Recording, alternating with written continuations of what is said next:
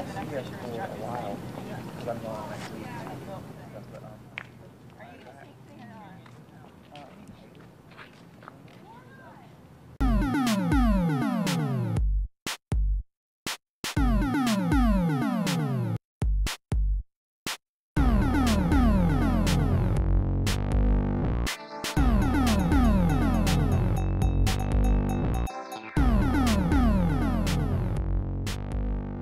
The more pervasive the technology becomes in our lives, the more that it sort of frames the way that we live in the world.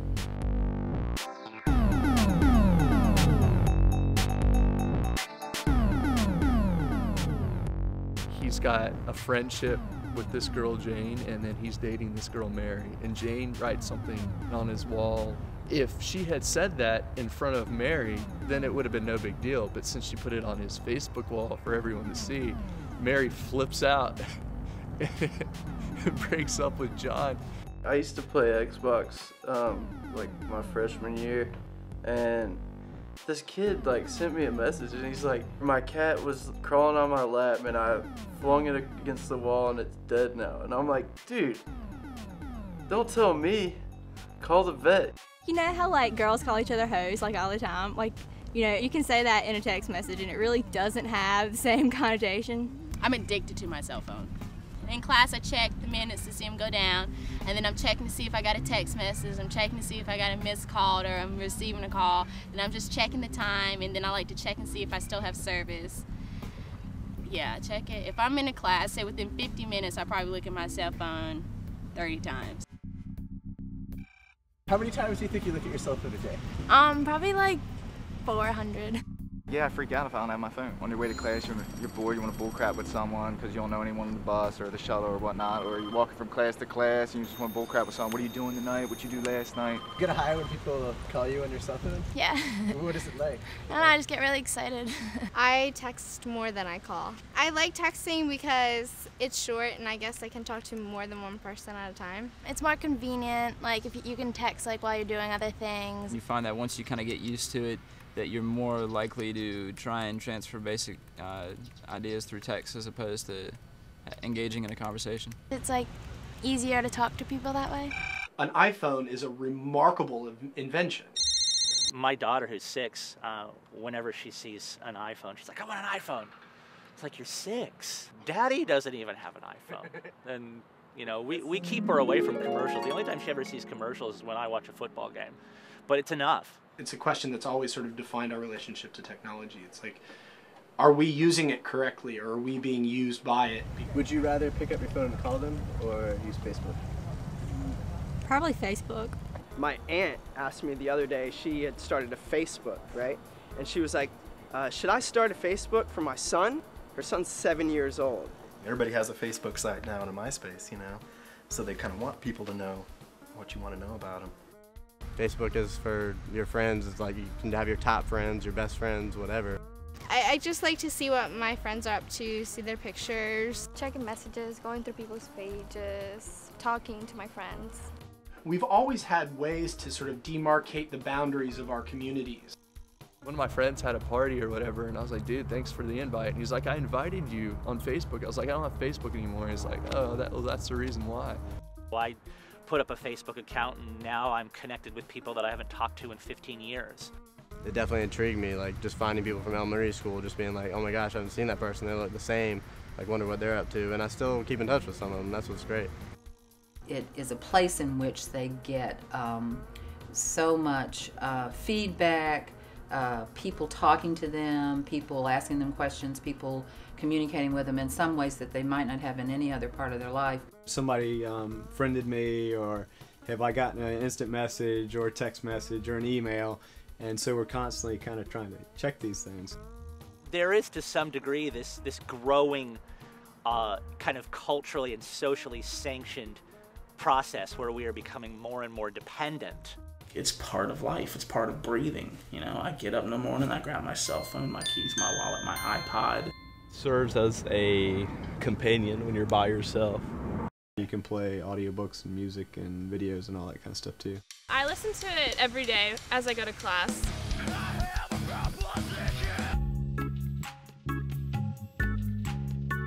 They're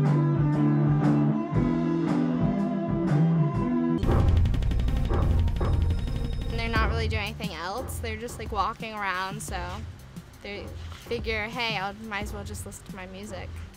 Take away all the iPods. Do you think everybody would start talking to each other? New York City's the same way, you know? They got millions of people walking right next to each other. Nobody's really conversating. Most of the time I don't really like people bothering me when I walk to class, so I feel like putting my iPod in makes me a little unavailable. What? Not bad, how yourself? Excellent. In a way, music is a drug. It releases endorphins, it relaxes you. I'd go ahead and feel confident saying that anybody could become dependent. We assume, but we don't know, that this may be true for some of the other processes, like exercise for some people, work for some people, and in this case, some of the media kinds of connection. There are qualitative differences in technology dependence. So maybe one person is addicted to the computer for communicating ideas with somebody else across the world, and they're dependent upon that, and they can't do without it, whereas somebody else is dependent on it to play video games all day. Going in and beating all your friends at something's pretty fun, I think. And that's why I like playing games online. Probably most people are the same way. But I mean, it's even better when we're playing together. Like, he'll be running ahead in front of me, and all of a sudden a grenade will explode in him. I'm just like, oh, my brother! Like, there, he just died. No! But I know he's just gonna respawn somewhere behind me, so it's all good. The younger kids get these like watered down Disney games. If you're 18 or up, it's all gory. The kid in me still says, no, you can never play enough video games. I've played like 8-year-old girls on that game before. If they're on there and their parents are allowing them to be on there, I'll curse out a little girl. The subject matter is terrible, but somebody made it. They made it for me. It's game of the year this year. I'm gonna play it. God, there's people. Good throw, dude. That's an awesome throw. It's human nature to get attached to something that gives us the ability to do things that we like. Over time, just like with a drug, they may have to do more and more of it to get that initial rush, that initial feeling that they got of being connected. Then, of course, you know, you have completely immersed environments like the game Second Life. This is sort of another avenue of getting people to interact virtually. There's opportunity there where two nerds from across the country can meet and get married in Second Life. The flip side of that coin is that you have people who are completely obsessed with this video game. They're not going to school, or they're not working their jobs, or not, you know, interacting with their family. God, my job sucks, my life sucks. I'm gonna get online where I can be somebody, and I'm a class 70 paladin, and I'm gonna raid your camp. It's awesome. We have video messaging, we have text messaging, we have our phones, we have our iPods, we have our cell phone, our like computers. I don't really see how, I can't really imagine a world with technology even more advanced. Hello you, I'm Lisa. How are you? With abilities such as giving you a hydraulic massage or cooking you a delicious meal, Lisa has already sparked off public reaction. They make people out of the robots. They make them, you know, persons, too. Hello, my name is Nixie, and I'm an MDS robot. MDS stands for Mobile, Dexterous, Social. Mobile because I can move around. Dexterous because I can use my hands to touch things or even pick them up. And social because I can communicate in many of the ways that people do. Could you just like imagine the possibilities, like a guy who's like dated 1 million females, like the ladies' man who's just like had a bunch of chicks, and then he meets this robot and he's like, I've never met anybody like you.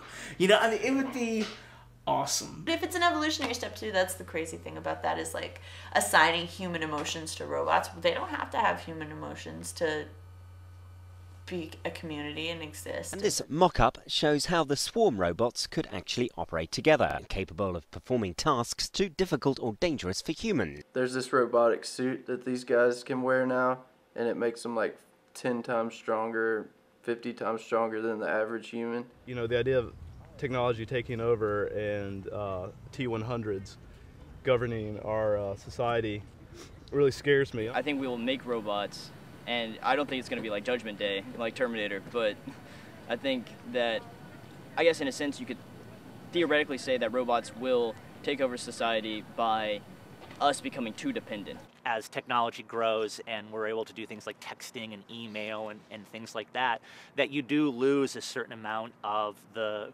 kind of emotional connection. We're all really scared of having to actually go out and interact with people, that, you know, we find ways to get, you know, the feeling of human interaction without actually having to do it.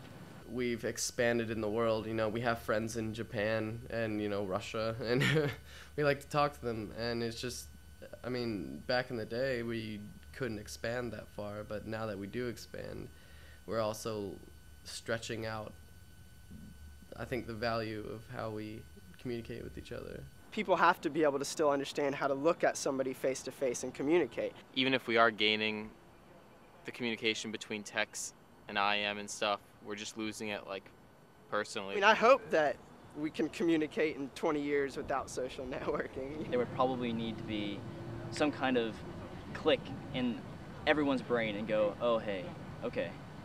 We could get any information we want right away. We could choose to do so many things, but that makes choice even more important. We really have to stop and think about, what do we really care about, and what do we want to spend our sort of precious time on. Technology can help us do that if we're careful in the way we think about it and approach it, but a lot of times we don't think about it, and so we end up spending a lot of time on things that really don't matter. Is this beneficial? You know, is this helping me reach my goals? Is it actually giving me meaningful interactions, or am I just becoming sort of a third-person passive observer?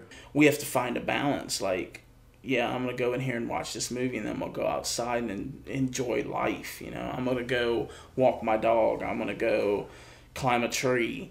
I'm going to go fly a kite, you know. Then I'm going to go back inside and play PlayStation 2 and, you know, kill some people online. I like going outside and actually being with my friends. It's, you know, better than talking to them online.